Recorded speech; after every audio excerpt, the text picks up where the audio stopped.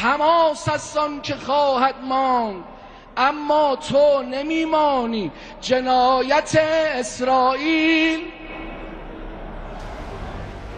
Hamas का political chief Ismail हानिया की मौत के बाद ईरान और इजराइल में लड़ाई की आशंका बढ़ती जा रही है। ईरान किसी भी वक्त इजराइल पर हमला कर सकता है।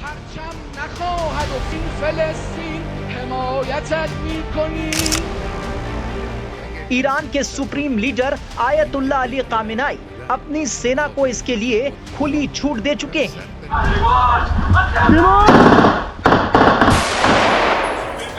वहीं हमास ने भी इजराइल से जल्द हमले की बात कही थी। ईरान की ओर से कभी भी इजराइल पर हमला हो सकता है। क्या इजराइल पर ईरान सोमवार यानी 5 अगस्त को हमला करेगा? ईरान ने हमास के पॉलिट ब्यूरो चीफ इस्माइल हानिया की मौत का बदला लेने की कसम खाई है। खबर है कि ईरान के सर्वोच्च नेता आयतुल्लाह अली खामेनेई ने हमले को मंजूरी भी दे दी और ईरानी सेना जल्द ही इजराइल पर धावा बोल सकती है। इस बीच अमेरिकी सेंट्रल कमांड के जनरल माइकल कुरिला शनिवार को इजराइल पहुंचे थे। उनका ये दौरा हालांकि पहले से प्लान बताया जा रहा है, लेकिन इसे इजराइल के बचाव में ताकत जुटाने के कदम के तौर पर देखा जा रहा है।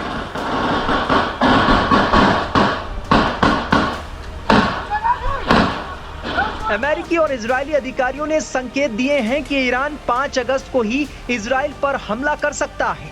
हालांकि ये भी माना जा रहा है कि तेहरान सोमवार 12 अगस्त को तेल अवीव पर अटैक कर सकता है। मीडिया रिपोर्ट्स के मुताबिक ईरान ने इजराइल को जख्म देने के लिए तीशा बाव के मौके को चुना है।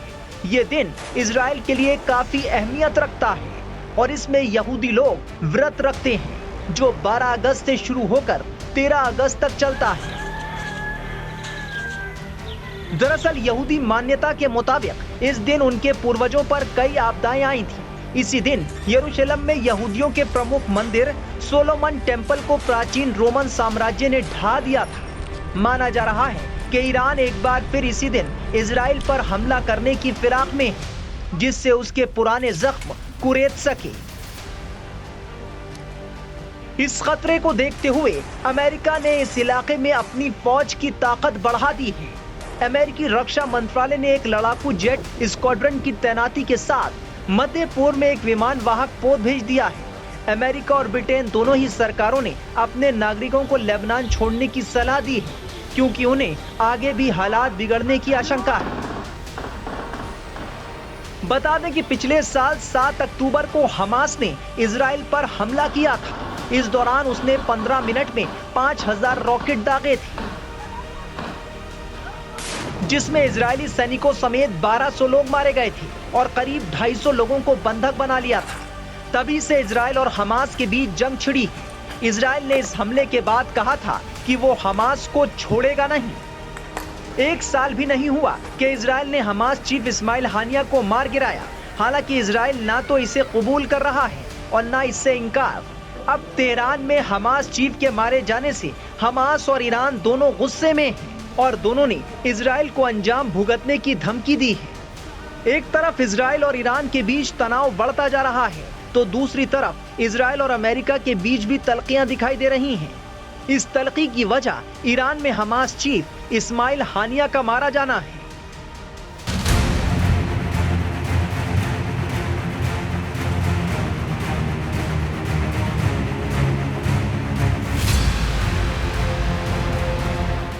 दुनिया के 2 ताकतवर देश अमेरिका और इजराइल दोनों एक दूसरे के हमदर्द और मुश्किल के साथी। लेकिन क्या दोनों के बीच इन दिनों सब कुछ ठीक नहीं चल रहा है? क्या इजराइल अपने बड़े भाई अमेरिका की बात नहीं मान रहा? क्या वो अमेरिका को नजरअंदाज कर रहा है? ऐसा हम इसलिए कह रहे हैं क्योंकि मीडिया रिपोर्ट्स के मुताबिक हाल की घटना इस ओर इशारा कर रही है। पिछले दिनों ईरान की राजधानी तेहरान में हमास के पॉलिटिकल चीफ इस्माइल हानिया की हत्या कर दी गई। इसके पीछे इजराइल का हाथ बताया जा रहा है। हालांकि इजराइल ने इस पर अभी चुप्पी साध रखी है। हमास चीफ हानिया की मौत के बाद पश्चिम एशिया में संघर्ष बढ़ने की आशंका है। हमास और ईरान दोनों ने टारगेट अटैक में हानिया की मौत के लिए इजराइल को जिम्मेदार ठहराया है। हालांकि इजराइल ने ना तो इस हमले की जिम्मेदारी ली है और ना ही इससे इनकार किया है। इस बीच खबर है कि अमेरिकी राष्ट्रपति जो बाइडेन ने इजराइल के प्रधानमंत्री बेंजामिन नेतन्याहू से अपनी बातचीत में हानिया के मामले को लेकर नाराजगी जताई है। अमेरिकी मीडिया रिपोर्ट्स के मुताबिक टेलीफोनिक बातचीत में बाइडेन ने चिढ़कर नेतन्याहू से कहा, आप मुझसे बकवास करना बंद कीजिए। जो बाइडेन की यह टिप्पणी तब आई जब बेंजामिन नेतन्याहू ने उन्हें सूचित किया कि इजराइल हमास के साथ बंधकों के बदले युद्ध विराम समझौते पर बातचीत को आगे बढ़ा रहा है और जल्द ही अपना एक प्रतिनिधिमंडल भेजेगा। मीडिया रिपोर्ट्स के मुताबिक बाइडेन ने यह कहकर नेतन्याहू के साथ अपनी बातचीत समाप्त की कि वो राष्ट्रपति को हल्के में न लें। बता दें कि पश्चिमी एशिया में पहले से जारी संघर्ष और बढ़ने की आशंका है, क्योंकि ईरान समर्थित प्रॉक्सी समूहों जैसे हमास, हिजबुल्लाह ने अपने कई नेताओं की हालिया हत्याओं का बदला लेने की कसम खाई। बता दें कि राष्ट्रपति बाइडेन ने 13 और 14 अप्रैल की रात के दौरान इजराइल पर ईरान के मिसाइल और ड्रोन हमले को विफल करने में मदद के लिए क्षेत्रीय शक्तियों को एकजुट किया था। द टाइम्स ऑफ इजराइल की एक रिपोर्ट के मुताबिक इजरायली प्रधानमंत्री दफ्तर ने 3 अगस्त को नेतन्याहू के साथ बाइडेन की फोन पर हुई बातचीत के बाद एक आधिकारिक बयान जारी किया। इसमें कहा गया है कि प्रधानमंत्री अमेरिकी राजनीति में हस्तक्षेप नहीं करते हैं और जो भी राष्ट्रपति चुना जाएगा उसके साथ काम करेंगे। साथ ही वो अमेरिकियों से भी अपेक्षा करते हैं कि वो इजराइल के मामलों में हस्तक्षेप न करें। खबर है कि एक वरिष्ठ इजरायली अधिकारी के हवाले से बताया गया है कि राष्ट्रपति जो बाइडेन के अमेरिकी राष्ट्रपति चुनाव की दौड़ से बाहर होने के फैसले के बाद बेंजामिन नेतन्याहू ईरान के खिलाफ कड़ी कार्रवाई करने के लिए उत्साहित महसूस कर रहे हैं। अधिकारी ने कहा कि अमेरिकी राष्ट्रपति जो बाइडेन आगामी चुनाव की दौड़ में बने रहने के दौरान नेतन्याहू के निर्णयों को प्रभावित करने की कोशिश कर रहे थे। मीडिया रिपोर्ट्स के मुताबिक बाइडेन ने नेतन्याहू से कहा था कि ईरान के हमलों पर बहुत कठोर प्रतिक्रिया न दें और ईरान ये जानता था। यही वजह है कि उसने इजराइल पर हमला करने के लिए स्थिति का फायदा उठाया।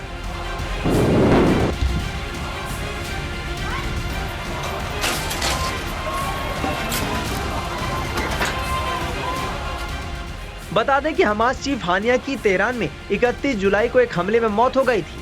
हानिया की मौत के बाद ईरान और हमास की ओर से कहा गया कि वो इसका बदला जरूर लेगा। ईरान के supreme leader Ayatollah Syed Ali Khamenei ने ईरानी रेवोल्यूशनरी गार्ड्स को बदला लेने के लिए खुली छूट दे दी है। इजराइल की ओर से भी कहा गया है कि वो किसी भी स्थिति से निपटने के लिए तैयार है। इजराइल को आशंका है कि ईरान के साथ उसका युद्ध छिड़ सकता है। वहीं इजराइल के हमले में अपना मिलिट्री चीफ खो चुका हिजबुल्लाह भी गुस्से में है। Hezbollah chief Sayyed Hassan Nasrallah ने कहा है कि इजराइल अंजाम भुगतने के लिए तैयार रहे।